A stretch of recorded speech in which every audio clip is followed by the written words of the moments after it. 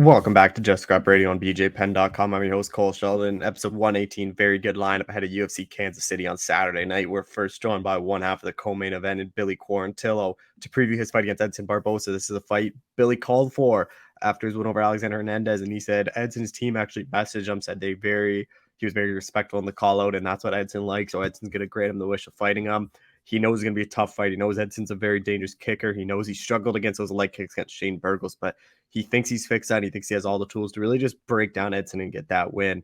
We're then going to be joined by Brandon Royval to preview his fight against Matthias Nicolau. Of course, we talked to Brandon back in December, and he mentioned he thought Nicolau would be next, so he's not surprised by this fight, but he's hoping a win here can kind of secure him a number one contender fight or just be a backup for that Moreno-Pantoja fight, whatever it happens. We're then going to be joined by Chris Gutierrez to preview his fight against Pedro Munoz. This is a big spot for Chris. Obviously, he's coming off that knockout win over Frankie Edgar. He's been on a nice run, but he knows Pedro's still a tough out. He knows Pedro's having success against O'Malley, but he thinks he has all the tools to really stop those takedowns and make this a striking fight, and he's confident if it stays standing that he has all the tools to win. We're then going to be joined by Zach Cummings to preview his fight against Ed Herman. This is a big one for Zach, finally coming back. We did that story on him around September, October-ish about kind of what he's been dealing with. He had those back injuries. He couldn't even walk. He had a hard time even just like playing with his kids, which he said was like the hardest part. And then once he finally gets back, obviously the whole James Krause thing happens. He has to switch gyms, go out to Factory X again, which it was nothing new. He spends a lot of time out in Factory X, but so he's really looking forward to that. And he also mentioned that he thinks this is it for him. He thinks a win over Ed Herman in Kansas City. He doesn't really know how it gets much better than that. This is his 15th UFC fight, or 14th UFC fight, so he thinks this is a good enough number for him. He's fought plenty of times, but he thinks this is going to be it for him, and he's going to hang up the gloves come Saturday night, assuming he wins. And then we close things out talking to Gillian Robertson about her move down to strawweight. Obviously, a very interesting one. She's been a flyweight ever since she got to the UFC. She fought early in the Canadian regional scene a bit on at strawweight, or just not the Canadian regional scene, but just regional scene in general. She fought in strawweight, so it's very intriguing that she's dropping back down. But she thinks their weight cuts are a bit too easy, and she's not saying this is a permanent move. She just wants to test it out. She thinks Pierre Rodriguez is a good matchup for her. She can see how strawweight goes, and then she can kind of just figure it out what's next for there. But really good chat with Gillian as always. But be sure to share the show, subscribe, and tune in next week for another episode of Just Scrap Radio. All right, we're joined by UFC featherweight Billy Quarantillo, who's got a bit of a big fight in a co-main event. Billy, how's it going, man? I'm doing great, Cole. Thanks for having me, brother. Obviously, a big one, Edson Barbosa. This is the guy you called out. I saw like his manager tweet at you saying like they respected the way you called him out. So like, how kind of happy are you that this fight is coming to fruition? Yeah, man, that was really cool. And his manager, I've actually seen him out a bunch of times. I had to look him up, and I'm like, oh man, I recognize this guy. Like I've definitely seen him out. I've shook hands with him before, and good things come for those who wait. I called him out, and I did not expect him. He was commenting emojis on Ariel's post where I first called him out, and then his manager reached out to me and was like, all right, we like this, let's do it. And then my manager hit me up and said, they're for real about it. So it was almost like a surreal feeling because I've been watching him since probably the Terry Edmond fight back in like 2012, where I wasn't even a pro fighter yet. So I wasn't even a pro fighter yet, and he was cleanly knocking people out in the UFC. So he's an absolute legend of the sport, and it's kind of crazy how paths collide sometimes, and it's taken me this long to finally get to this spot. He's still ranked in the featherweight division. He's fought the who's who of everyone in the UFC, and now it's my turn. When you called him out, like obviously you call him out hoping you get the fight, but did you think it would be happening, or did you have to think you might have to get one more before you kind of get this name like Edson? Yeah, I didn't know how our schedules were gonna line up. I know he didn't have a fight booked, and he was coming off the Bryce Mitchell fight. So I wasn't sure exactly, but they asked me like, what would be like the big fight for you right now? And it just makes sense. He's a legend of the sport. He's got a ton of followers. Everyone follows him. I've been following him. I don't follow him anymore because I don't want to, be a creeper. But he's got the big name. I'm up and coming. I'm 5-2 in the UFC. I have 4 finishes. He's coming off a couple losses to ranked guys. I kind of earned my shot back in the top 15. I lost the fight to Burgos, beat Hernandez, so I kind of put myself back in the spot. So I think the fight makes a lot of sense. In terms of rankings and numbers, he could have easily said no, like no, we're gonna fight someone ranked. He can fight whoever he wants. So I'm just super grateful he took that opportunity, or he took me up on my opportunity, and I need to make the most of it. And then fighting co-main event in front of another big featherweight fight, and then the big one though is in front of fans in Kansas City. Like, how exciting was that when you found out it was? Because when you guys signed on, like, I don't think there was a location yet. No, there was no location, so that was it was one of those things. I was so curious. I was like, oh, this fight could be anywhere in the world. It could be in my hometown. It could be in Buffalo. It could be in Tampa. It could be in Miami because Miami fight didn't get announced yet. It could be in Brooklyn. I heard Boston was going to be a name. But I was told it was going to be with fans, and that's the main thing. That's what got me super excited because I've already had a bunch of Apex fights, so I didn't really want to go back to the Apex. I think it would have taken a little bit of taking a little steam away from the fight. Mhm. An exciting fighter like myself, an exciting fighter like Edson Barbosa. It's a super exciting fight. I think it deserved fans. It's got fight of the night written all over it, and yeah, when they said Kansas City, at first I was like, I don't really have any connections to Kansas City, but now I'm really excited about it because I think the most people that I've ever had going out to a fight. I think there's like 50 or 60 people all flying out to Kansas City, middle of nowhere, Missouri. Obviously, I'm not from around there. I've been there once before. I cornered a girl, one of my teammates in an Invicta fight. But yeah, I can't wait, man. It's just a perfect opportunity for me, and I'm gonna make the most of it. When you talk or when you tell friends and family you're fighting Barbosa, like, what's the kind of initial reaction? Because he kind of comes with that like aura of all those like vicious knockouts and like vicious kicks. Like, are people kind of worried for you when you tell them you're fighting Barbosa? Yeah, oh yeah, definitely. Well, and it's cool because I have a lot of friends that are like casual fans. They're not like super diehard fans, so like they didn't even know who my last few opponents were. But they're like, oh man, I know Edson Barbosa. Like that's the Barbosa guy. Like that's him. That's him. I'm like, yeah, that's him. And it's a funny story. My dad always. So I've only been finished once ever in my career. I didn't get finished as an amateur. I got finished once as a pro, and it was like the main event in Fort Lauderdale. I got head kicked. It was like a left head kick, just caught me, wobbled me, and they called the fight. So I didn't get like knocked out cold, but he caught me with a head kick, and that was probably 12 fights ago. And every fight, my dad always asked like my brothers and stuff, "Oh, is this guy a kicker? Is this guy a kicker?"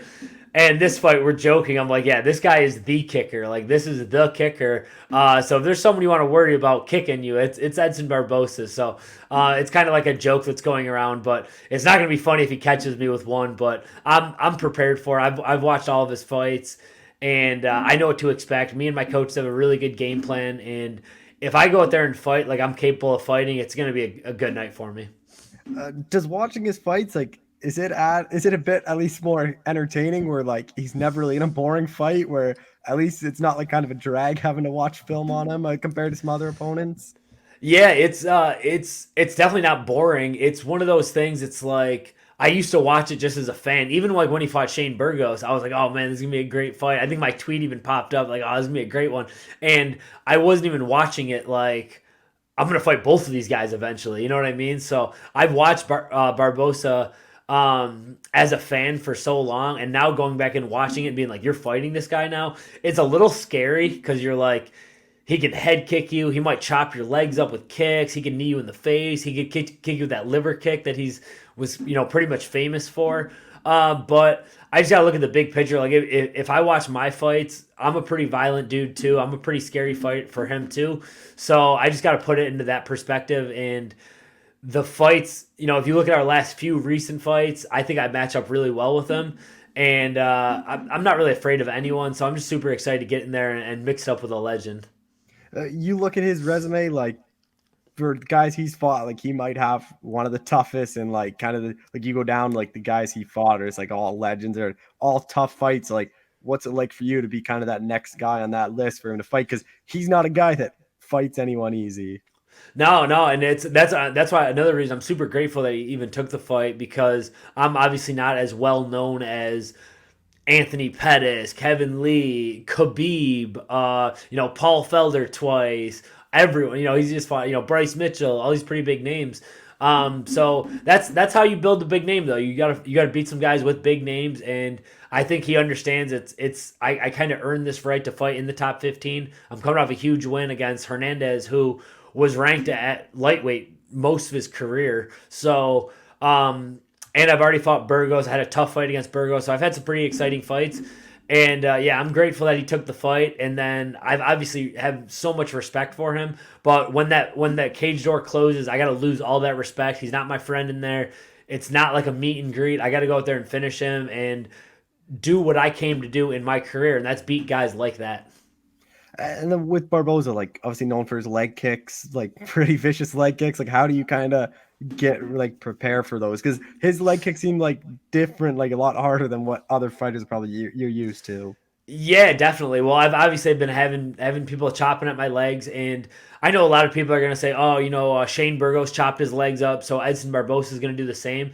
But I think the biggest difference was I really wasn't expecting that from Shane Burgos. I thought Shane Burgos was gonna box with me a lot more. Um, by the time I realized that Shane was kicking my legs, it was almost too late. Like my legs were already shot, and I was already limping on it. So I'm going into this fight knowing that he's probably gonna try to chop my legs up. So I can plan for it at least. Obviously, we're not going to know what they're going to be like until we actually get in there. But I've had a lot of guys chopping at my legs. I got a lot of different counters for it. I got a lot of different ways that I can avoid them or to check them or do what I have to do. And it's nothing new to me. People have been throwing leg kicks at me my whole career. It's nothing new to me. I'm going to do the best I can do, and that's all I can do, and hope for the best. Are you like? I know Edson's been at 45 for a bit now, but like, are you still surprised like he even makes weight? Like I remember talking to him before the Felder fight, and he said like to me, he's like, "Oh, maybe 45 one day," and I thought that was insane. So I always thought if he was changing weight class, it would be 70. Like, are you still surprised like he makes it and how kind of good he looks at 45? Yeah, yeah, and I'm training with a lot of lightweights and even welterweights because he just looks so big in there. He looked bigger than Burgos, and Burgos is probably the biggest guy that I've fought so far. Burgos and Hernandez, these last two guys have been pretty big. So yeah, I'm very surprised with that. And but in my head, I just keep saying like we both have to make 145. I'm not a small featherweight. People might have this, obviously I don't have the hardest time making featherweight, but it's definitely not easy. I've been outsized before in fights, and I've been able to make up for it. So I just know we both have to make weight the day before, and we're both going to go in there X amount of pounds heavier. It's not going to be that much of a difference. And if it is, like, there's always like that the law of diminishing returns, where if he is that much bigger, well, good, good. Let's see how you feel in the second round when I'm all over you and I'm pressuring you the whole time. So I'm okay with the size disadvantage, and it is surprising that he's fighting at 45. Especially usually when fighters get older, he's 37 now. Usually when fighters get older, they start moving up in weight classes. For him to come down to featherweight and stay down there, maybe he is made for featherweight. You kind of mentioned it there, but I don't want to bring it up further. Is obviously your cardio and kind of pace is a big weapon you use. Edson, like he doesn't have bad cardio, but he does slow down as the fights kind of go, especially because he is getting older. Like, how important do you think that pace and kind of your cardio is going to be in this one? Oh, absolutely. I mean, it's no secret. I talk about this pretty much every fight. That's my goal. I'm there to try to wear you out. I'm trying to make you make mistakes. If you cut a lot of weight, even better because who know no one ever knows how much weight they can cut and still maintain that gas tank for 3 rounds. So they got to be really strategic with how they cut weight because they know that's I'm going to pressure them. Even if I lose the first round, you have 10 more minutes. You got to keep beating me, and I'm going to stay in your face. And my body has I've been fighting at featherweight for 10 years now, so I'm used to it, and my body's used to it, and I know what it's going to feel like. And especially like you were saying, guys that cut a lot of weight, they have that in the back of their head that they might start getting tired. So he might have to pace himself a little bit. And if he doesn't, it's going to be a short night for him. Edson, like credit to him, like he's a pretty durable dude. Like, it's pretty hard to finish them Yeah. unless names like Gaethje or it's like how do you kind of see it playing out? Yeah, I mean, the film's on there. There's more videos of him getting finished than me getting finished. Obviously, the names are a lot bigger. You know, Justin Gage, Giga Kachakchi, or however you say his name. I don't even know if I think Khabib finish him? I know he mauled him, but No, they went the distance. they They did. went, Yeah, yeah. that's impressive too. And I do. It's funny. I remember watching that fight. And Khabib's just mauling him and over. And I remember my wife, my girlfriend at the time, who's my wife now, she was like, "Oh man," she's like, "That guy can't do anything against him." And I was thinking, I was like, I wouldn't do anything against Khabib either. Like I would be, you know what I mean? It'd be a tough fight for me too. So that's he's been finished before. No man is unstoppable. Even if hasn't been finished. Every fight I have, that's my goal to go in there and try to finish him. So that's what my game plan is to go out there and get a stoppage. That's what the fans want to see. That's what the crowd's going to want to see. That's what's going to get me to that next level of the UFC where it's like, all right, you finished a guy like that. You deserve this ranking. Now you deserve an even higher ranking. You deserve a bigger contract. You deserve more money. That's the type of thing I'm going in there for. I'm not just going in there to try to milk out a decision. Is the plan then to negotiate a new deal after this one? Because then you are in the rankings.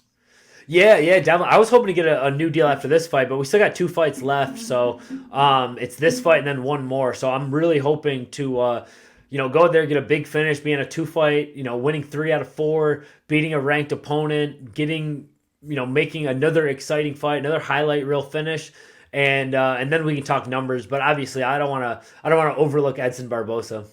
Edson obviously is ranked 14, so would put you in the rankings. Like, what do you think this win does to you? Like, obviously, biggest win in your career, and like, kind of, like, where do you like? Do you think a rank would be next? Do you think you kind of have to defend that spot once and kind of look your way up?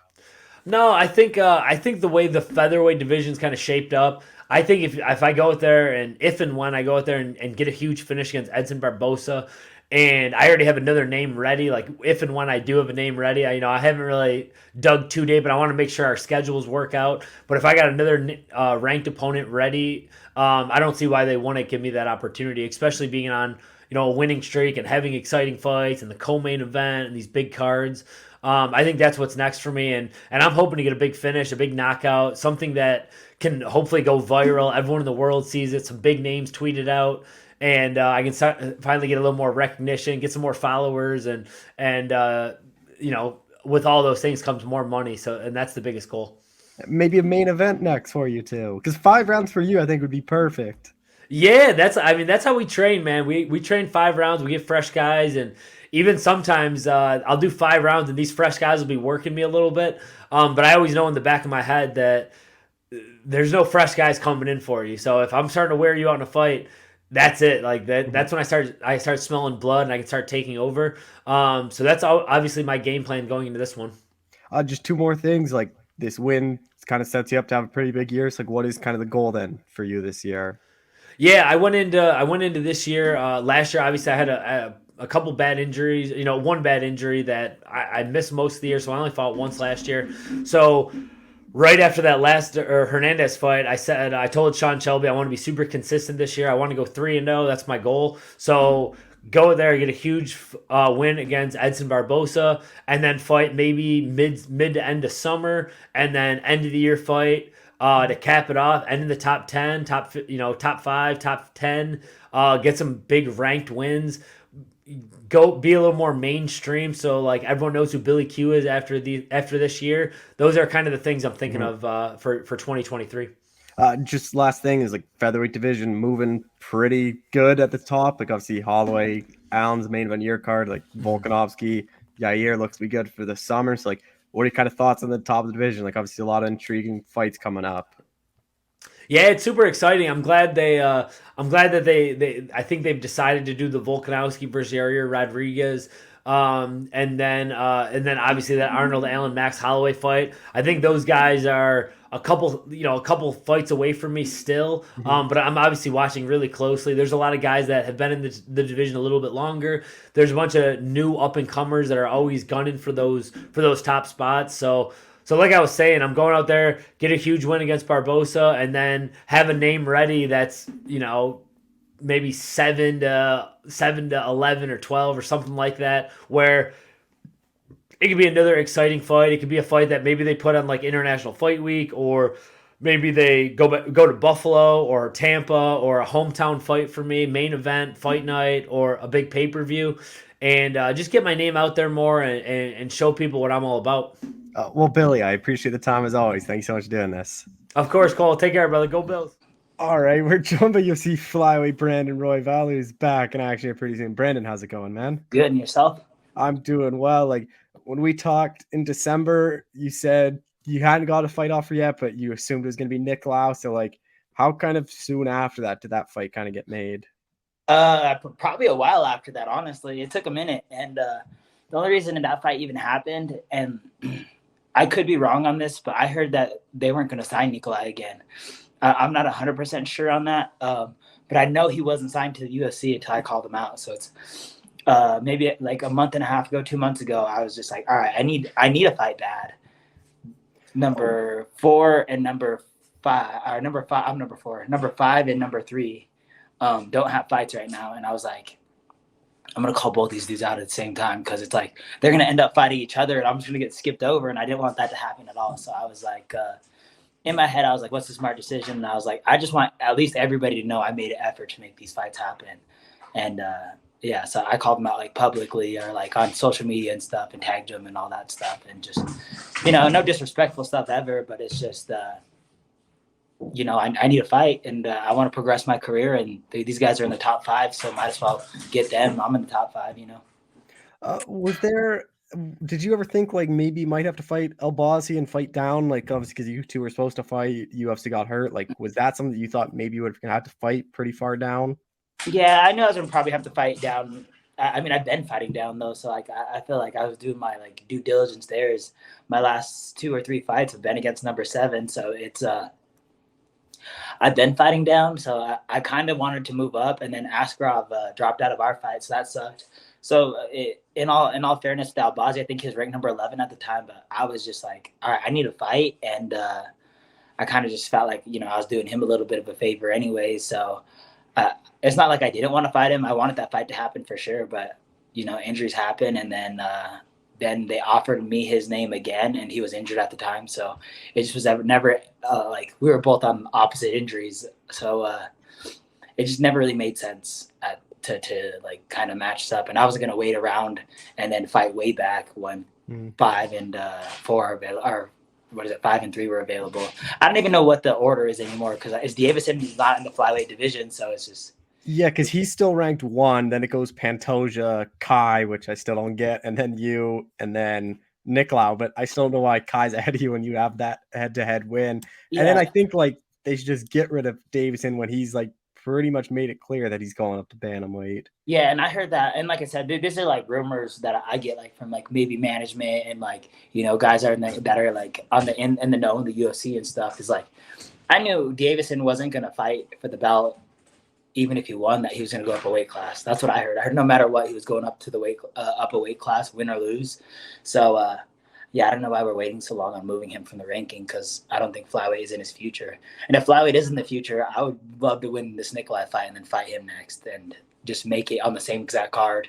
That would be ideal. So, as far as I know, flyweight is not in his future, and he's going up a weight class. So it's like, let's change these rankings, and might as well just bump me up to Kai and put me as the number 1 contender right now.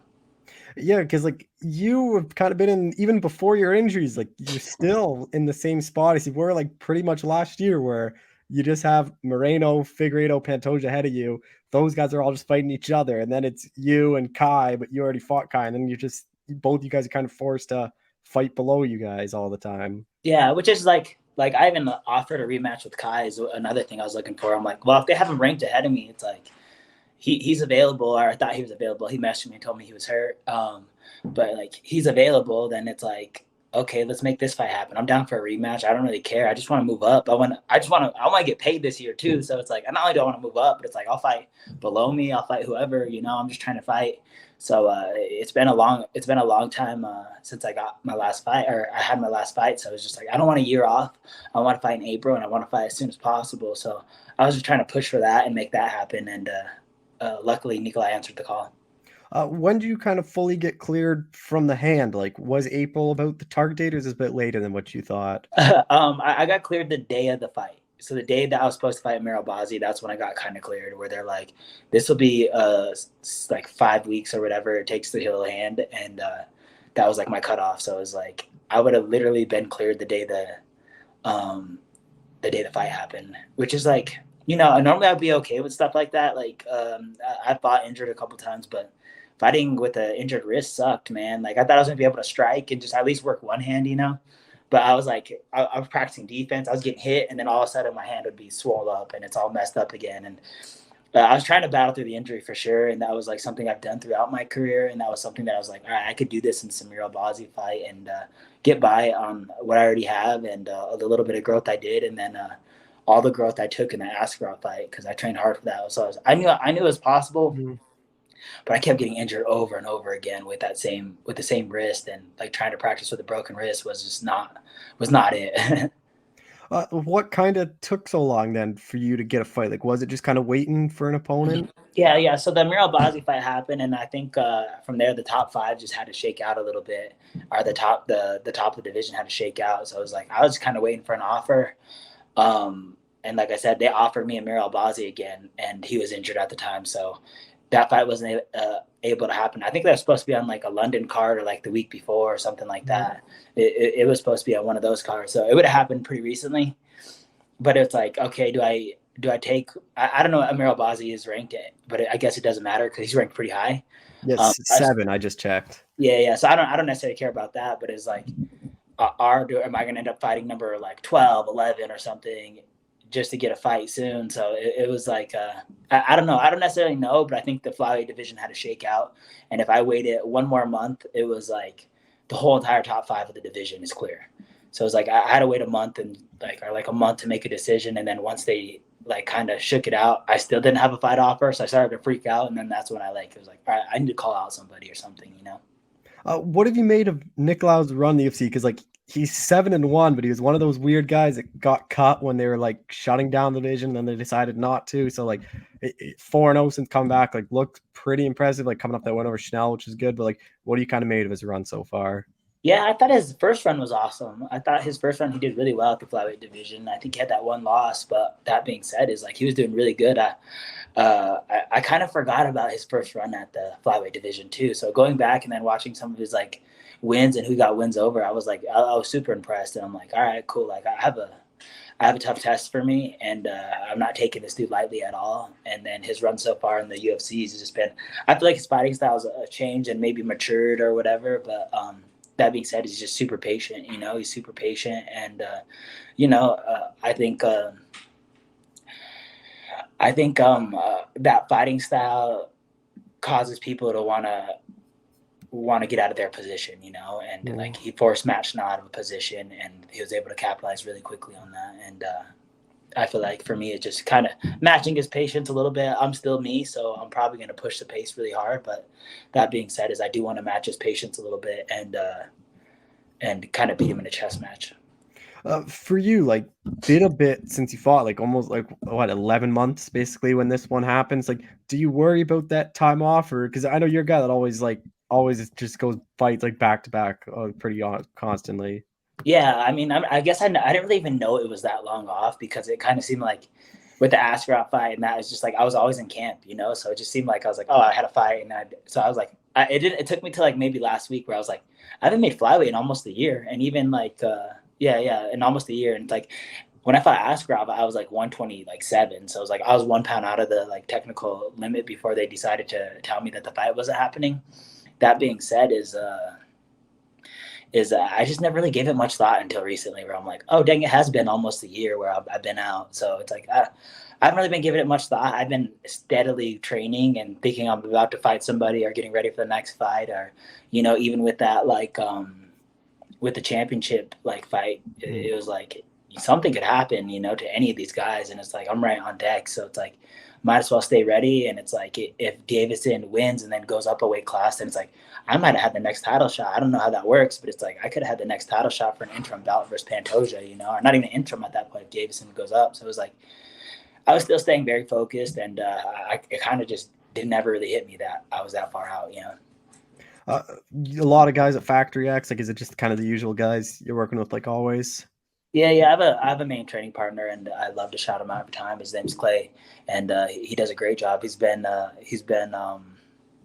Mateus Nikolai to the T. So it's like I get a lot of work in with him, and I pretty much hired him as like my coaching staff nowadays. So I have him pretty much paying him every week to just do his thing. He studies the guy and breaks him down and all that stuff. So yeah, I have a lot of good looks. And then Chris Gutierrez and I are about to fight on the same card. So it's like I have a good counter striker look as far as him.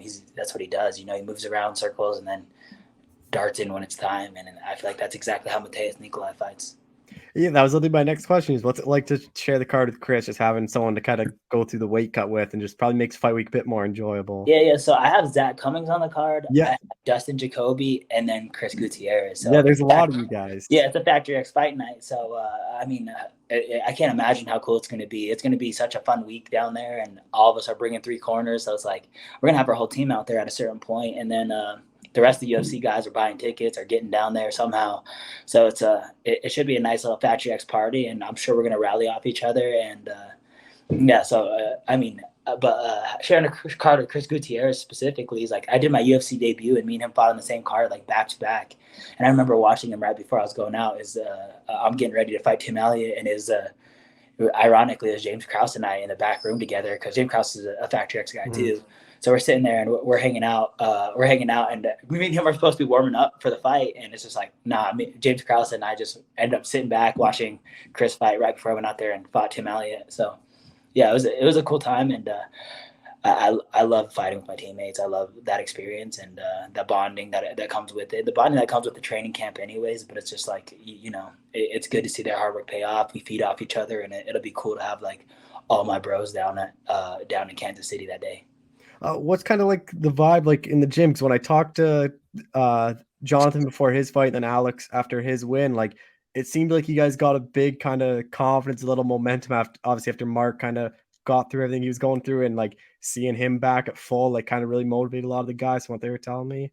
Yeah, I feel like that too, and I feel like a lot of these guys have been doing big moves, and to see Jonathan and Chris both be in the top 15 of the best division in the world, it's crazy. It's not crazy because I believe it, and it's gonna be cool to watch Chris break the top 10, and it'll be cool to see Jonathan do the same thing right afterwards. But I feel like there's just a lot of momentum. I think a lot of guys are realizing their true potential, and it's really cool to see. And I feel like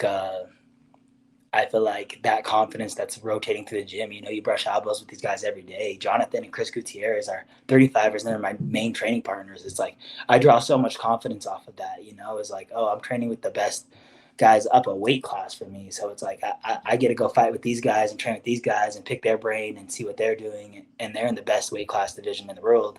And it's like, okay, now it's like I get to brush shoulders with them, draw momentum off them, see what they're doing. And it's like, okay, now I can go implement that with some smaller dudes, you know what I'm saying? So it helps out, and it's cool to see. And I don't know, like everything, even Jacoby's in the top 10 and the top 15 or whatever. And it's like, these guys are doing so amazing. So it's like, it's cool because it's like when I first started at Factory X, it was Chris Camozzi, and he was the only guy in the UFC. And it's cool to see, like, I remember, like, I'm like, dang, he's doing that. And I'm like, that was the only person I've ever known to, like, chase a dream and make it come true, to go to the UFC was so cool.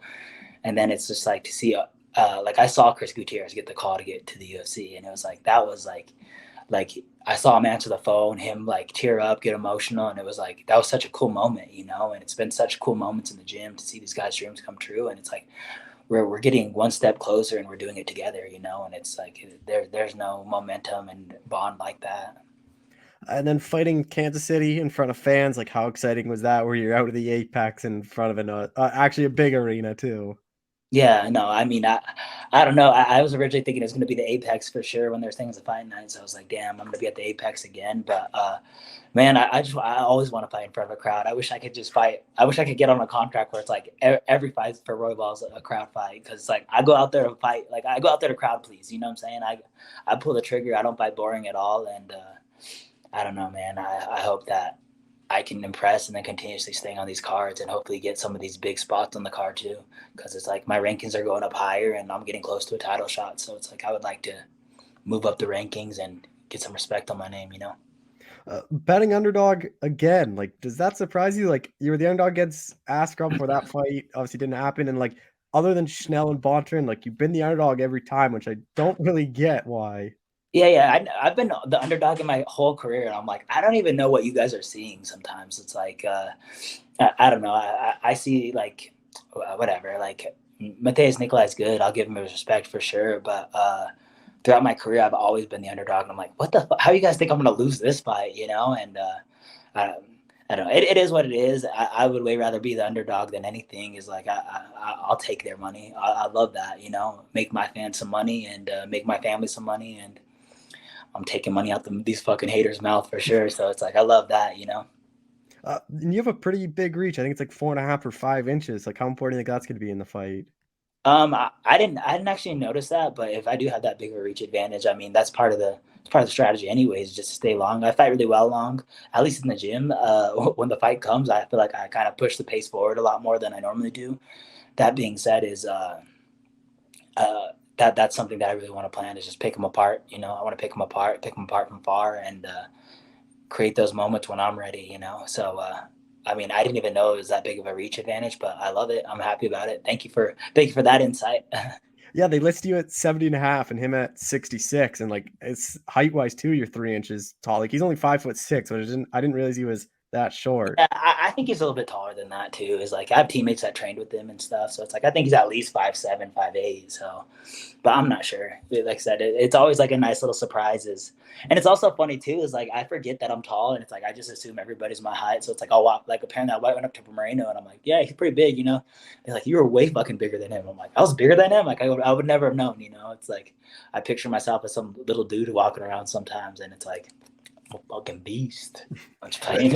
You always kind of fight with like a havoc kind of style. Like, you always like to push the pace and like kind of create a lot of chaos in there. Like, how important do you think that's going to be against Nicolau, who, like, from what I've kind of seen, like, he seems to be like pretty tactical and likes keeping like pretty point A to point B and not really getting in these like chaos like fights. No, I think there's good moments to do it. It's like I don't want to take that away from myself, but there will be really good moments to do that, and I think those moments I just have to be a little bit more patient with him. It's like that moment will happen where I can create chaos, pick up the pace on him, and all that. It's just I don't need that in the first minute of the fight. You know, I can settle him down, and we can do that later on in the fight. But that being said, is I think the thing for me is just to make that moment happen, and when it happens.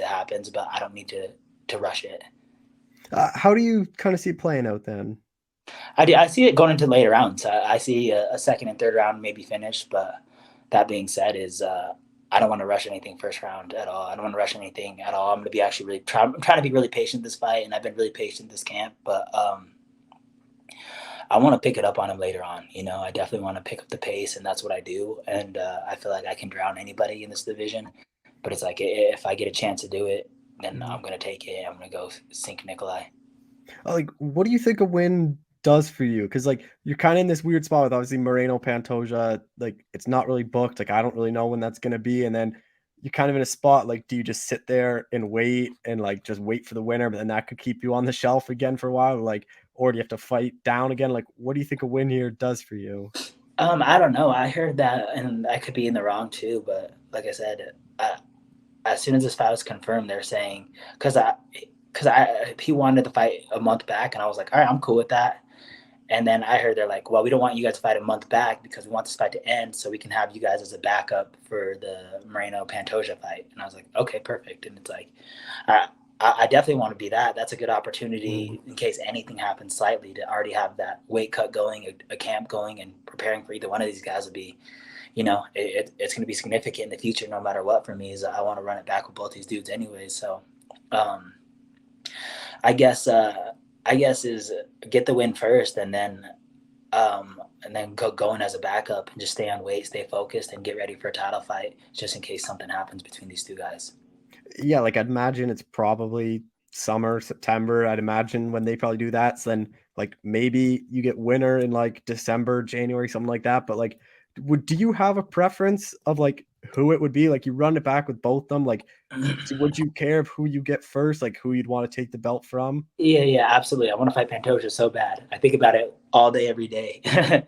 Is I want the the fight back with Pantoja because it's like I know I could win that fight, and I didn't win that fight, and I never actually got finished before my goddamn career, and he's the only person to do that to me, and it's like more than anything, I want that back more than anything in this goddamn world. So yeah, that's one fight I think about every goddamn day of my life. Do you think he beats Moreno again? I'm not really sure. I'm not really sure where his skill set has been. He's just I feel like he disrespected Alex Perez, but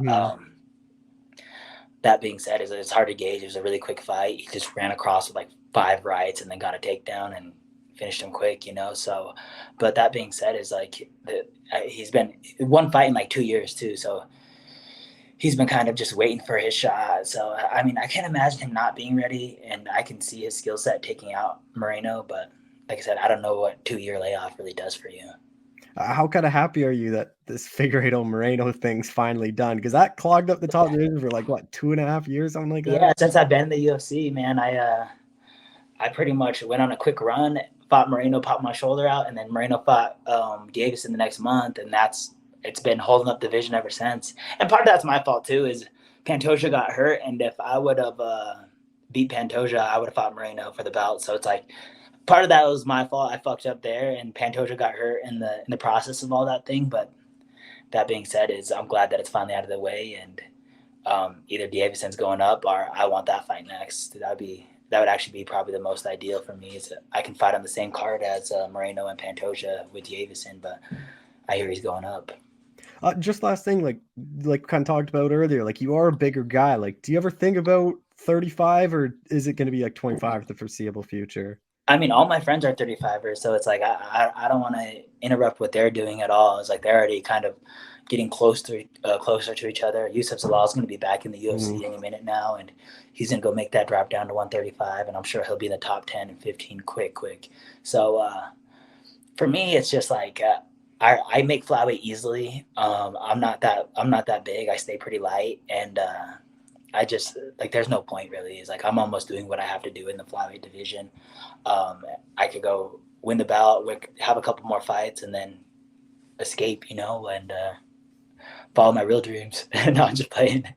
But yeah, no, I don't see it. I don't really look for it too, because it's like half the time I weigh 140, So yeah.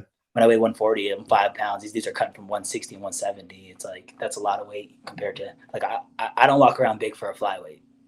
Yeah. Well, Brandon, I appreciate the time as always. Thank you so much for doing this. Yeah, thank you. And thank you to EAP Glass at all times for sponsoring me, man. And thank you for your time. Gotcha. All right, we're joined by UFC bantamweight Chris Gutierrez, who's got a big fight at UFC Kansas City on April 15th. Chris, how's it going, man? It's going good, man. Just finished up some training.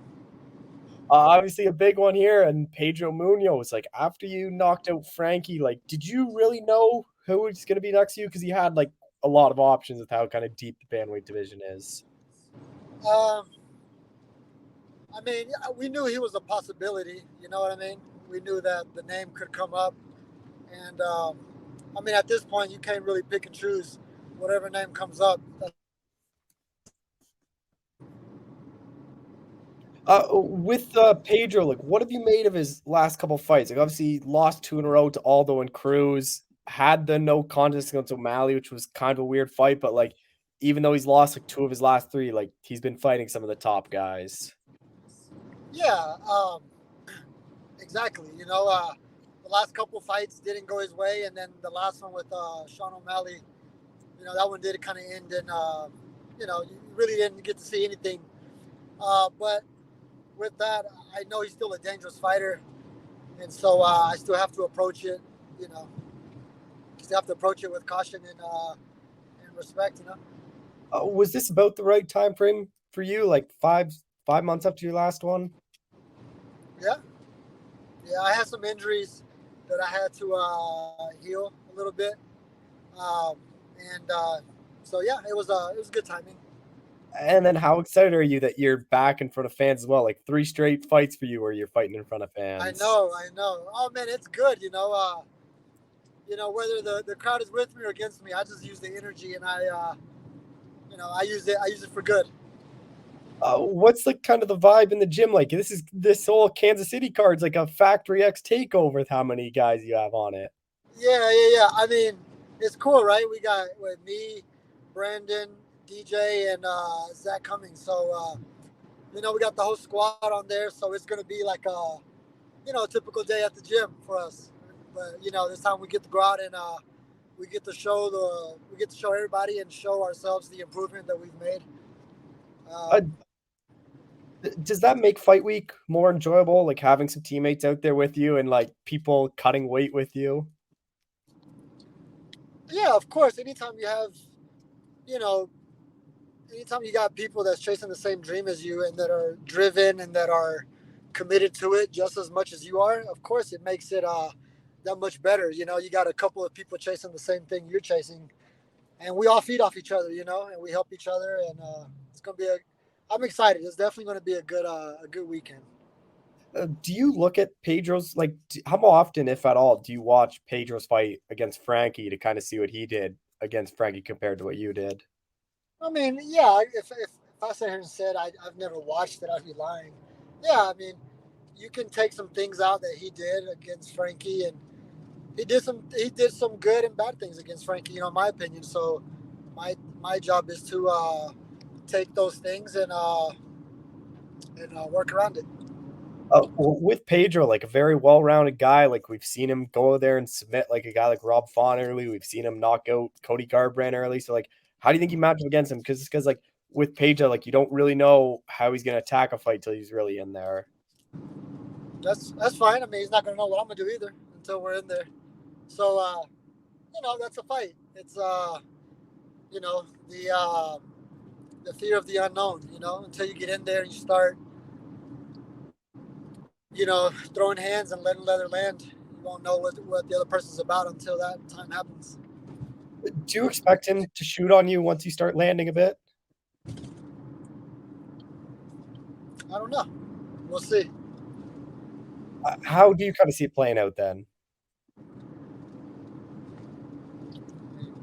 Of course, I want to win, right? That's how I see Yeah. it. Me winning any way I can. I just got to be smart. I just have to approach it the way I approach every fight. And this fight is just as important as my other last few fights. So everything has led me and helped shape and mold me to get to where I'm at. And I've been around the block already a couple times, so I've been there and done that, and I know what to expect, and my job is to control it and turn the fight my way. Do you think like you're finally just starting to get the respect you deserve kind of after that Frankie win, after your past couple wins? I don't know. I don't know. I don't know. That's a hard one. I don't think I still. At the same time, it's like I don't really care for it. I got a job to do, and I will make sure it gets done. I've never been a person to really speak on stuff like that. I just let my actions speak louder than my words. With Pedro, like he's an extremely durable guy, like never been finished in his career. So like, does that add something to the fight if you like trying to be that first guy to finish him and kind of like a statement making performance like that? I mean, whatever he gives, whatever openings he gives me, I'm gonna take. And whether it be standing up or on the mat, I'm not afraid to go to the ground with him either. So you never know if the opportunity presents itself and I'm able to get the fight, the fight to the mat, then I'll do just that. I have some of the best training partners in the gym every day that we put each other in the worst positions. So I'm well prepared for wherever the fight goes. That was kind of my next question is obviously, is it just the same old people you're working with, like Jonathan, Yusuf, like Royval, like all kind of the usual cast of crew? Yeah. But yeah, we still got the same ones. We keep each other accountable. So I was just like with this one, like Pedro is ranked in the top 10. So like, where do you think a win does for you here? I mean, I believe it puts me above him. I mean, it puts me where he's at. So if he's number 9, a win over him puts me at number 9. That's what I think, right? And then beating him like puts you into the top 10. It's like, what is kind of the goal then for you? Because you beat him, and like all of a sudden you could be like 2 wins away from like a title shot. Yeah, it's nice to be able to hear that, but the reality is, let's not jump too far ahead of that. I gotta take care of business April 15th. So the only person I'm looking at right now is Pedro Munoz. Is it pretty surreal for like you and Jonathan to both see you guys be in the rankings? Like I know you guys are very close friends and like how hard you guys have worked to now both be ranked in like probably the best division in the UFC. Like, is that still surreal for you guys? Yeah, it is. It is. It's definitely a surreal moment, especially being with him in his last one a couple weeks back. To see it materialize, and come into fruition is, it's almost like it's kind of breathtaking. I said, especially for me, is like I don't come from any of this. Where I come from, a lot of people don't get opportunities to do things like this, and we all have our own things we battle, and to be where I'm at is definitely a blessing, and it's definitely a surreal moment. To be like, man, a couple of years back, it wasn't looking so good. I wasn't just the best I can say is it just wasn't looking so good. And so to be where I'm at now, yeah, it is a surreal moment. It almost, yeah, it's definitely surreal. Just 2 more things. When I talked to Brandon last week, he was kind of mentioning how kind of crazy it's all been for Mark and like how fast he's kind of healed and like running full practices again. Like, what's that like for you guys to kind of see him overcome all that and like already back coaching fully? Oh, I mean, it's great, to have a leader like Coach Mark, and then to have something serious like that, and he took the time off that he needed, but at the same time, you could see the like, hey, I really want to be back in the gym with you guys. I mean, it speaks to his character. We carry ourselves highly at the gym, and and everyone is held accountable, and I think it goes to speak to the culture that's in the gym too. Well, he clearly he knows he wants to be there with us and helping us every day, and yeah, it's an attest to his character and and leadership. Just final thing, like, does Jonathan's win kind of like give you some added confidence and like momentum after that kind of performance and pulling off that upset over Nurmagomedov? Say that again. You kind of broke out. Does Jonathan's win, like, does that give you a bit of confidence and momentum going into this one? Oh, of course. To watch him go out there and perform the way he did, and I've been right there with him, rubbing elbows the whole time, and we've both been training hard for our upcoming fights, and yeah, to see him go out and do that at the highest level, it just it kind of lets us all know where we're all at, and but we're not happy where we're at either. I think that's the beauty about it, is that we're all every day we're trying to chase that, just trying to get 1% better every day. Oh, well, Chris, I appreciate the time as always. Thank you so much for doing this again. Thank you, man. I appreciate you. All right, we're jumping by UFC light heavyweight now. Maybe just for a fight, maybe for good. Zach Cummings. Zach, how's it going? No, I'm good, man. I'm real good. Yeah. Start right there. Like, we talked in like September, and you're kind of just about everything you've been through and how like bad your back was. So like, how kind of excited are you now that you finally have a fight booked and like everything's good and you can finally get back in there? Yeah. How good's a stretch, but Yeah. now we're yeah, life is good. Please. I mean, I'm in a much mentally better space for sure. That's fun. I don't remember if this happened before or after I talked to you last, but it was like I remember kind of like I promote fights and do stuff and coach, and I was telling my daughter about so and so fight, and she's all excited. She's like, cool, that's great, but like, Daddy, when are you gonna fight? Like, I want to see you. I got a little 5-year-old. I'm like, all right, it's time. So and then we're joking around. We're feeling pretty good. I was on the phone with Mark Montoya, my main corner and coach and stuff, and was like, man, like, I got to overcome this for me. I got to get in. I got to need another one. We're kind of thinking about summerish. And then that same day, like, I think like damn near right when I got off the phone, we had somebody sent me an article that they were coming to Kansas City, you know, and it was the same date as the when I fought there 6 years ago. So I thought it was wrong. I'm like, nah, like, you know, they're not coming here, like, especially right now. Like, there's no way. And we're sitting there, and I called, you know, my manager House, and we're talking, and he didn't hear about it either. And then next thing you know, he's on the phone with Mick, who confirmed it while we were talking. And I was like, dude, like, I know the UFC doesn't owe me anything, like, at all, but there's no way they don't come to Kansas City and I can't be on this card. Like, we just can't make that. Like, it can't happen. You know, I was like, so we gotta see what's gonna go. Like, I'll make 85. We'll do it.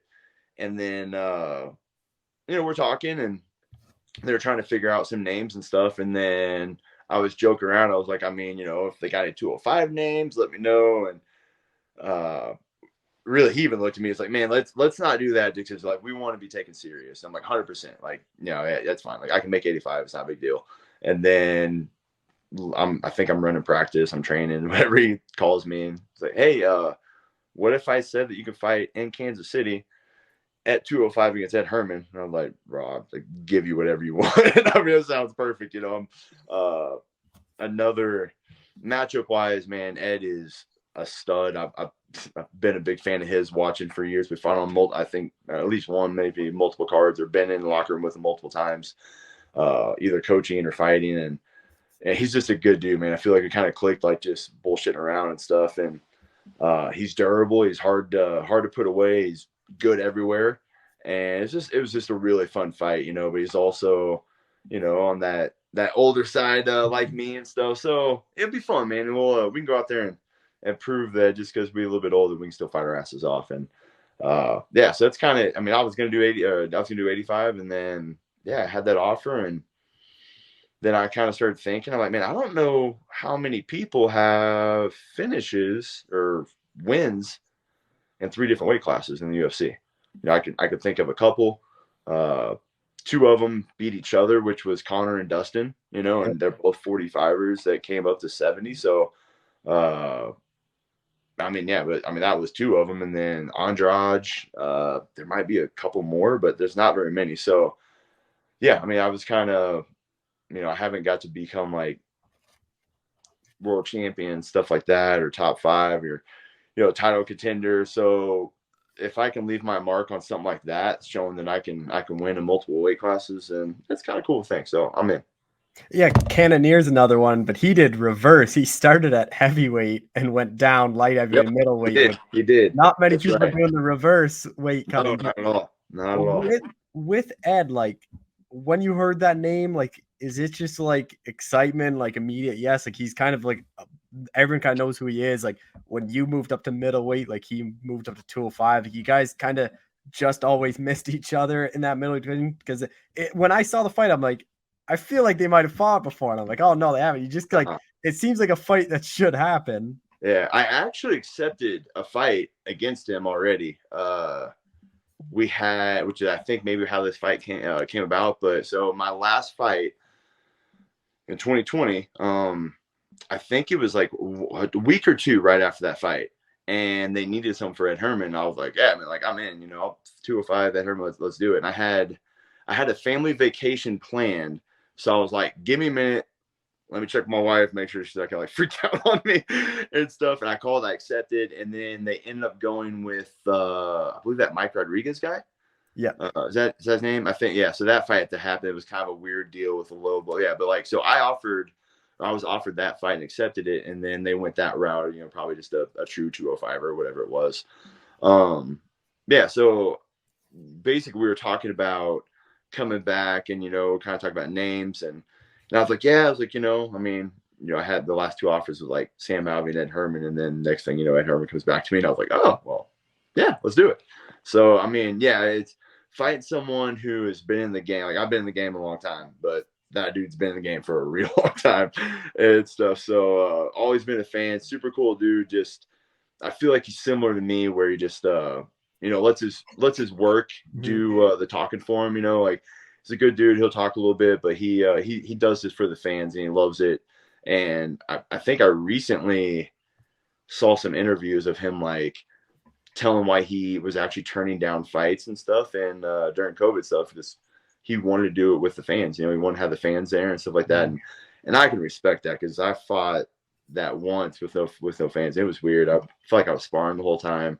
Didn't really feel like I was really getting going and stuff like that. And it was rough, So right there, I love fighting and I love competing and kind of being there for the fans and putting on a show. And it sounded like that's what he was all about for. So I think this is gonna be fun. You mentioned it's going to be Mark as a head coach. Like, obviously a lot of stuff happened since you last fought that you can't really talk about, but like it seems like a lot of you guys moved over to Factory X with Mark. Like, I saw Gillian was there. Like, I know a couple of guys in your gym went over there. Like, how did that kind of connection come about for you? A bunch of you guys to go over there.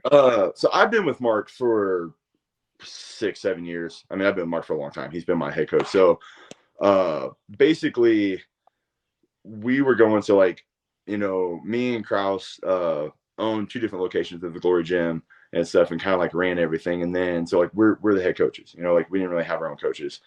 And then he ran into Mark just on the road, cornering and stuff. And then I met him cornering like one of the fights and stuff, and then just really hit it off with him and stuff. Like, I love his he's a great leader. Leads by example, leads front line.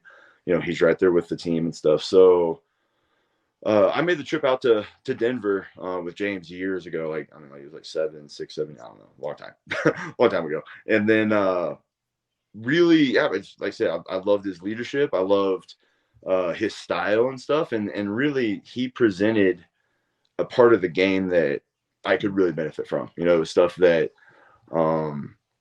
which is kind of, it worked out because we were there. And like, I would teach a lot when I was coming up here too, like showing more of the grappling and the wrestling, and then, taking clinch and striking and stuff like that. So just, he's been my corner for a lot of fights already and stuff. And then we had, it's kind of like how everything, kind of folded out, whatever. I mean, he was James's coach, my coach. So like a lot of guys kind of, like it's almost extended family, to where the Factory X group and the team and the coaches and training partners are like, they're very close to me and with James. And it just kind of made sense for some of the guys getting ready for fights and stuff that just needed a few extra bodies and stuff to come out to Denver and just kind of clear their heads and stuff. And it worked, it's been working out and stuff. It's kind of cool. I come up here now and seeing some of my people and everything. So, I mean, with me, it was already a done deal. It's already been there. And most of other people coming up here is due to the fact that we've already had a connection with this gym for a long time. Do you do your full camp out in Denver, and then when you're at home, do you trade Kansas City, or like how do you kind of? No, I'm always I'm doing a little bit more here this time, just to kind of really make sure that my body's good to go and stuff. We've got a real good group of guys and stuff in KC, and I get really good work there. For me, it's not even the train, it's just clearing my head. I get to, like I said, when I'm in Kansas City, I'm the head coach. I do all the stuff. I pretty much have I got my family, my kids, I've got all my little gym kids and stuff, all the fighters and stuff I deal with. And so it's just nice to kind of get out and get away and just clear my head. I don't have to be here that long.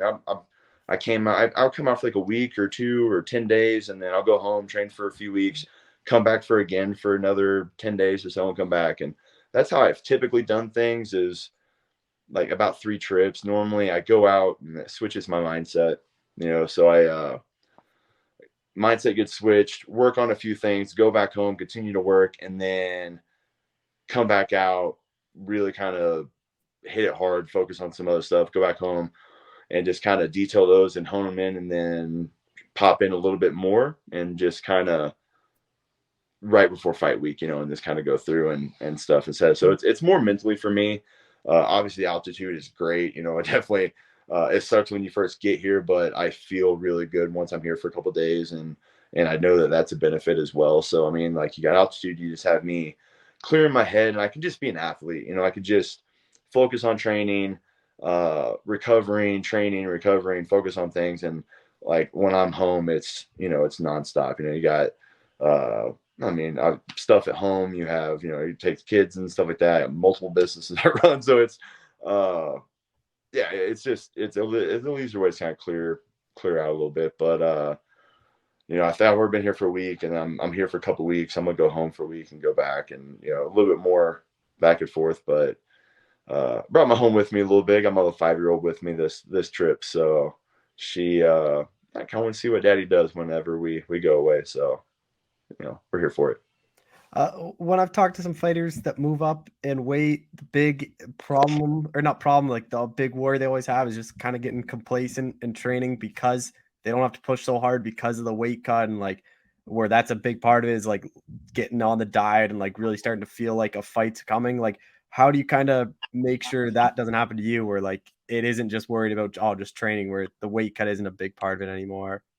I'm a little more excited about it is the fact of like, I'm going to train. I'm going to train at a high level and stuff like that. Normally I train and then I'm so focused on cutting, especially like 70 days. Like I was so focused on losing weight and cutting, and down there, like recovery wasn't there. Like strength and conditioning days was just focused on just getting weight off and not even, getting better and stuff like that. I was so focused on the weight cut that meals and everything, and like as we got through the harder training days, like it was honestly hard to get through them just because I was so depleted. So I've already even said, like, if I show up at 200, I don't care. I'm just gonna make sure I feel good. So if I need to cut a little bit, I probably will anyways, just because mentally I feel like you got to suffer a little bit to enjoy it. As messed up as that sounds. So, I fought at 205 before I got in the UFC, and I cut a few pounds to get to it and stuff. So I'm walking the same weight that I make at 85 and really at 70, but not much has changed. I'm going to have to cut a little bit, but I can more focus on good recovery, which my body right now, my age and the injuries, like I really need that. And I can just have fun training, instead of focusing so much on just depriving my body and stuff like that. Obviously I'm still eating healthy. I'm still doing everything I can correctly to compete at a high level. I just feel a little bit better right now doing it. So not much is going to change for me at 205 and me at 85. Not much is going to change until the 24 hours before the fight, really. Like that's about it. Instead of the drastic water cut, not much is going to change. With Ed, like he's a savvy veteran, like extremely tough to put out, like hasn't been finished. I was just looking since 2016. So like, how do you kind of see it playing out? Because he's a tough guy to like, it really even like just fight in general. Like he pulls out these moves that are just like only Ed can really do. Like, so how do you kind of see it playing out? Man, again, I feel like we're really close. I feel like we're similar, man. We're older. We're both very savvy. We're both very durable. We got submissions. We got knockout power. Yeah, I 100% am expecting to have a 15-minute war. I feel like I don't think the pace is gonna be insane. Just neither one of our styles is like real fast, but we're always dangerous. He's always dangerous. I'm always dangerous and stuff. So I definitely see where we can just sit there and just beat the dog shit out of each other for 15 minutes. I could definitely fully expect to see that. On the other side, I feel pretty confident that if there's a finish, it's me winning. I just not that it can't happen, but he has been knocked out. He's been dropped. He recovers very well. He's very savvy. But I do think I might have a little bit more in the finishing factors. He's dangerous, but I'm also really hard to put away and stuff. So I expect us to sit there for 15 minutes and just, if it's the wrestling, the grappling, or the striking, us matching each other, move for move, strike for strike, whatever it is. I feel like we're very much on the same page. But I also kind of expect me to finish too. So I'm always looking for the finish. I think I have the right tools to finish them. So yeah, I mean, I'm good with either way. I know how durable and how tough he is, but I also know and believe in my own skill set. So, do you worry at all about the layoff? Like 2.5 years, I think it's kind of been since you fought. But then on the flip side, like Ed also hasn't fought since August of 2021, so he's kind of coming on a bit of a layoff as well. Yeah, it's different. I mean, I've had injuries. I've had a year and a half off before and stuff, and it takes a second to kind of get that feeling there and stuff. I mean, I don't think it's taking like a whole fight and stuff. I mean, that first round might be a little thing, but I don't know. I also feel pretty good. One for me is being comfortable in Kansas City, but then coming out to Denver and like right now we got Rob Wilkinson that's just won the PFL. He's fighting April 1st. I got Anthony Smith, who's an absolute savage. He's getting ready to fight Johnny Walker. I've got Dustin Jacoby, who's on fighting the same night as me. So I've got these guys that are 205 that are big and stuff. And, we're all competitive. We all push it and stuff. So, I mean, like, it's not a fight, but I mean, I'm definitely getting some really good rounds. It's going to give me some live good timing and stuff. So, I mean, yeah, you still got to make the walk. You still got to get in there and get that stuff out of the way. But I mean, with the preparation and everything, like I feel pretty good about it. And then walking out into Kansas City, like, what do you think that's going to be like for you? Like, been a long time since you fought there. You're obviously one of the few guys from Kansas City in the UFC. So, like, I imagine it's going to be a big reception. Like, what's that going to be like for you? Special. It's going to be special. I mean, that's all there's to it. I fought 6 years ago, the same date, 6 years ago. The first one to Kansas City to fight on the card. And then, they announced, well, they didn't even announce this card. I was talking to Mark, and yeah, I don't know. We were talking about coming back and fighting again. And then, they announced the KC card. I was just like, there's no way I cannot be on this card. There's no way. How can they even think this? So, like, I was kind of, blown away that no one knew about it or whatever. But then I found out they filled the whole card without a location, and then they decided on KC. So, 6 years from last time I fought there. Going to be the first person to be able to fight on both shows in there. It's special. It's special. That's all there's to it. It's the only word I can really come up with. It's one of those where you compete at the highest level in the world with UFC, and you get sent literally all over the world. I mean, I've fought in multiple countries, different cultures. I've seen and met people and made relationships with stuff that I would never in my life get a chance to if it wasn't for this sport, for this company. But there's just, I have like a select handful of people that will travel and kind of spend that time with me, and being able to share it with my friends, my family, my gyms. I grew up in Springfield. I've been in Kansas City for well over a decade. Wrestling college in St. Louis. So, I mean, I've got all of Missouri that's able to drive, a couple hours or in my, my backyard and be there. It's special. I don't have to, they don't have to just watch on TV and get back and either messages or like see people, they get to be there. They get to experience live, and, it's just a cool moment. 6 years ago was absolutely amazing. It was special. It was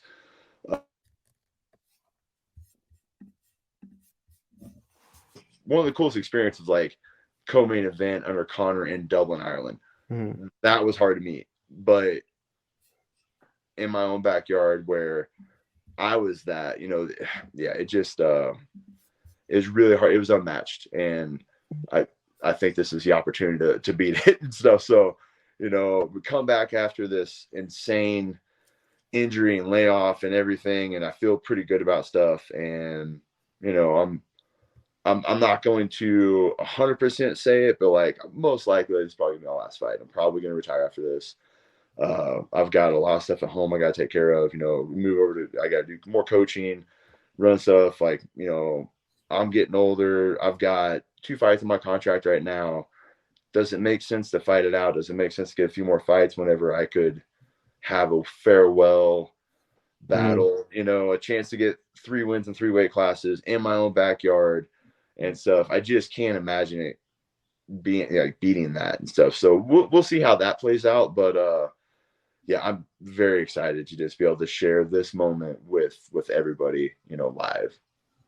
Do you think that's like something you'll know before you make the walk? Like this is it, or is that something that's just gonna be kind of spur in the moment after the fight if it all goes your way? Like kind of just feel it out by the year. I'm gonna say I'm way already like I've almost decided it. It's one of those where if it is, I'm okay with it. Like I've completely become all right with the idea and excited about it and ready for next chapters moving on. So it's more of the other way. It's more of like, I think it's probably it, and like 90% sure. But if I get in there and like get to do the thing I love to do so much, and it's been so long, we'll see how I feel. We'll see how I feel. But most likely, I mean, like I said with you last time, I was like, I know I got to get in there one more time for me, if this mentally and overcoming all this craziness and stuff. Like I had to do it. But also I can't think of a better way to go out either. So it's like, it's a huge comeback fight, but I'm like, man, I don't know. So I'm on the fence, but I'm definitely about to fall off on their time side. And it would be your 10th UFC win too. So to get double-digit wins and end would be another good way to go. 10 years with the UFC, 10th win, 3 wins in 3 weight classes. There's a lot of cool stuff that could come out of it. And my city needs me. We gotta build some stuff up. We gotta, I need to take a much larger role in coaching and stuff like that, and just kind of guiding these guys to get to where they need to be and where they want to be. I've been here for a long time, and yeah, I don't know. I'm okay and ready for retirement life, but again, I love doing this. I love doing this so much. It's something that you can't explain. It's a feeling, and it's just yeah. So we'll see once I'm in there and after that fight. But yeah, I feel good about it. Just final thing, like kind of 2-parter then. Like if this is it, like would this top the career highlight, like getting to retired Kansas City? Or like if it isn't, like what is kind of that career highlight for you then? I would say so. I mean, personally, what all of this would mean to me, like kind of what we spoke before, man, like being bedridden for 3 months and not knowing if my new normal was not be able to pick up my daughter and just not be able to do the stuff I love to do. And then, 2 years later, I'm competing at the highest level of the world and in my own backyard. Like, I just can't imagine something better than that. I mean, I've done a lot of cool stuff in this sport, and I've met a lot of cool people, and I've had a lot of fun and traveled the world, and I've made a lot of memories. But I'm not done with this transition. I'm like, I own a promotion. I'm gonna help build fighters that way. Coaching, I'm gonna help build fighters. Like, I'm not done with this sport. Like, this sport is my life. But me being inside and competing, yeah, I mean, it's gonna mean the most to me, just knowing where I was and the stuff I've gone through and overcoming it. Yeah, it's definitely gonna be the most meaningful, just to get in there, But I don't get in there to get in there. I get in there to finish fights. I get in there to compete. That's my obsession, and the thing I love to do. It isn't just training. It's not just fight. It's competing. I've been an athlete since I was 5 years old. I love competition. I love competing, and I love winning. I mean, what's the point of it, right?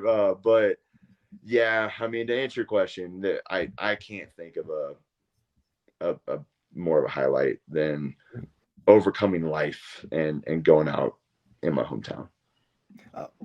All right, we're jumping UFC strawweight Gillian Robertson, who's back in action on April 15th. Gillian, how's it going? I'm doing good. I think 3.5 weeks out now, so I'm getting ready.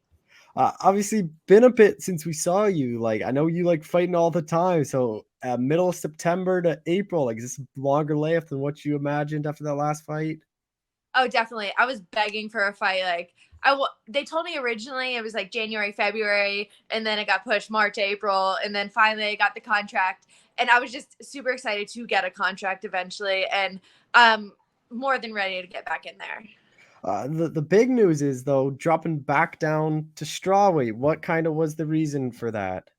So I think my last like 4 or 5 fights now, I've been walking like 127, 128, like pretty much all through camp. So it was just I don't. It's been I guess, a thought in my mind for the last couple of years. Like, if I really want to just put in the extra work, the extra cut, see if it makes a difference, and see how I feel. Because it was a little bit too easy of a cut for 125. I was hardly cutting.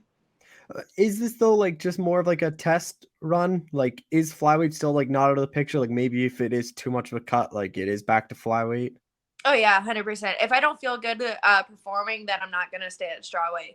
But if I've literally done everything possible to try to make this as easy as possible. So if it doesn't go well, it's like there's literally nothing else I could have done, and we're back at flyweight.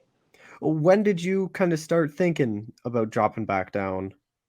So it was, I guess, a thought for a couple years now, almost. I feel like a lot of my friends have always been telling me, they're like, no, just go to strawweight, go to strawweight. I'm obviously a little bit outsized at flyweight, just looking at me compared to some of my last opponents. So it's always been, I guess, a thought in my mind, and it was just, I finally took the leap. Yeah, I was like, you haven't fought at strawweight since like your whole UFC career has been at flyweight, hasn't it? Oh yeah, my first fight ever at flyweight was in the UFC. So outside the UFC, I've only fought at strawweight or smaller, and then inside the UFC, I've only fought at flyweight. And then when you were dropping back down to strawweight, like, did you really care who it was going to be, or is it more just about kind of making weight and kind of just fighting someone in that division? Yeah, at the moment, it's just getting a fight, getting another win, and then after this matchup, we'll start looking at names and start hopefully looking at the rankings. How familiar were you with Pierre Rodriguez? 9-0, like 2-0 in the UFCs, look good, but like obviously doesn't have nearly as many fights as you do. She actually fought one of my friends who trained at ATT back in the day. So I helped prepare for her in a way before. I helped one of my friends get ready for her. So I was definitely a little bit familiar with her, but not, as you said, she doesn't have a lot of UFC experience, so I didn't get to see a whole lot of her. Oh, what have you made of her UFC run? Like 2 wins, obviously beating Kay, and then obviously Sam Hughes has done pretty well in the UFC. I definitely, obviously, it's impressive to have an undefeated record no matter what. But I definitely think I'm going to pose a larger threat than those girls did. Obviously, always the game plan is to get it down to the ground. Like, how much do you think your strength, like for wrestling wise, is going to play a role now that you're going back down to 115? I think it's going to play a huge strength in this because, like, usually the girls at 125, they think I'm heavy. They think I'm a lot of pressure on top. And it's like these girls are a lot smaller than that. So they're going to feel a whole different type of pressure. Just the usual with Dean and kind of floating around for this one. Yeah, I've working with Dean, and I'm now I got a home at the Goat Shed in Miami, so I'm out there with Awesome Zaidi, and they'll both be in the corner with me this camp. Is that a bit better for you or before? Like, I remember you, Dean, and like Shorty Torres are just kind of nomads and just kind of floating around Florida for a while. Yeah, it's nice because it's like now I always know I have a good group of bodies, and it's different looks constantly. So I feel like that, if anything, that's what I was missing in that time period. And now I'm getting consistent hard work and all the technical work from Dean's side, and it's really just the right combination, the right mix. Do you have to change the way you train at all, dropping down to 115, or is it all the same? Training's all the same, but just adding extra cardio in and watching my diet 100%. So just doing 30 minutes of cardio a day is really the only huge difference. And once you kind of get down there, like, is the plan to kind of stay like lighter than what you were when you're fighting at flyweight, so you have the ability to take these kind of short notice fights? short notice is probably out of the question at Yeah. strawweight for me. If they do offer something at flyweight, I might, for short notice, I might take it into consideration still. But yeah, for strawweight, I with my size, I wouldn't be able to make it short notice. But the goal is to make this a lifestyle, to make the diet and the cardio and everything just part of my routine now from now on. So then I am constantly walking at a lower weight, and I am ready to take fights as short a notice as possible. I guess being in the warmth of Florida probably makes it a bit easier to do cardio and running and all that.